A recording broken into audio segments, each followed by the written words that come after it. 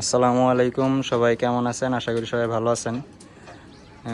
তবে আপনারা ভালো থাকলে আমার অবস্থা তেমন একটা ভালো না, কারণ আমার কবুতরের একটা অসুখ বলবো না, ওইটা ভাইরাসের মতো, মানে সবগুলারই প্রায় একটা একটা রেখে আরেকটার মানে হয়ে যাচ্ছে।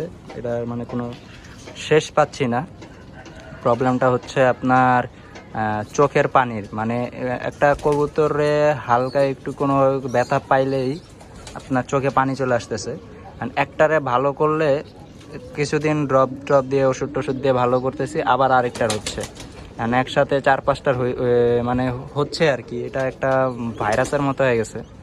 তো দুঃখজনক কথা হচ্ছে যে এই ভাইরাসের ইয়ের কারণে আমার গতকালকে রাতে একটা খুব পছন্দের একটা বাচ্চা মারা গেছে।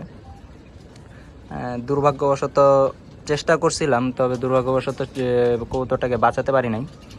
এরকম বিকালবেলাও খাবার দিছি, খাবার দিয়েও সুন্দর মতো খাওয়া দাওয়া করছে, করার পরে ঘরে আটকায় গেছি।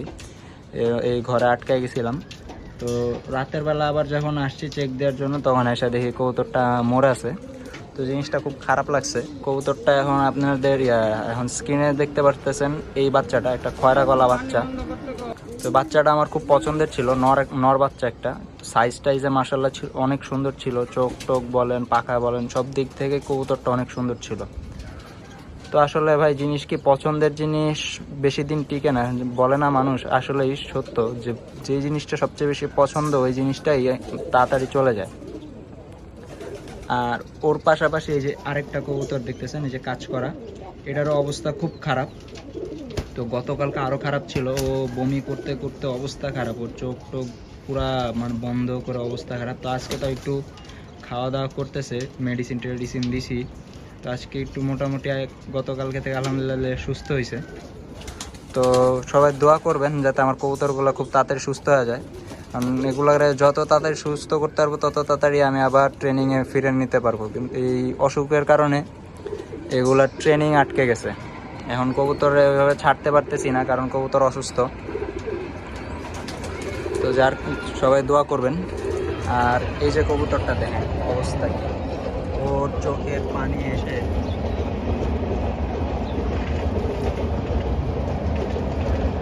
একেবারে নাক টাক মানে বমি করতে করতে ওর অবস্থা খারাপ, মানে প্রায় টাল হয়ে গেছে, এটা আমার একটা অবস্থা। তো যাই হোক, আল্লাহর রহমতে এখনো বেঁচে আছে। তো আশা করি আর 2-1 দিন একটু মেডিসিন দিলে আশা করি আল্লাহর রহমতে সুস্থ হয়ে যাবে। দেখা যাক, তবুও বলা যায় না, আল্লাহর জিনিস কখন কি আল্লাহ চায় নিয়েও যেতে পারে, আবার রাখতেও পারে। আর এদিকে বাকিগুলা খাচ্ছে। এই সবজি নটটারও এক চোখে পানি আছে। তারপরে আপনার এই যে এই বাচ্চাটা, এই বাচ্চাটা চিলার সাথে, এই বাচ্চাটারও মোটামুটি একটু অসুস্থ, দুর্বল হয়ে গেছে, বমি টমি করে চোখে পানি। এটা মূলত হয়তো বা ঠান্ডার কারণে হচ্ছে এটা। তবে এই যে একটা অতিথি কবুতর কোথা থেকে আসছে খাওয়ার জন্য, তো আশেপাশের কারো খিদা লাগছে, চলে আসছে। এই যে কথা বলতে বলতে মানুষের কবুতর চলে আসছে একটা। এটা মনে হয় একটা গোল্লা কবুতর, খাওয়ার জন্য আসছে। গোল্লা বা আপনার রেড চেগার ক্রস টাইপের কিছু একটা, ঘরে ঢুকতেছে।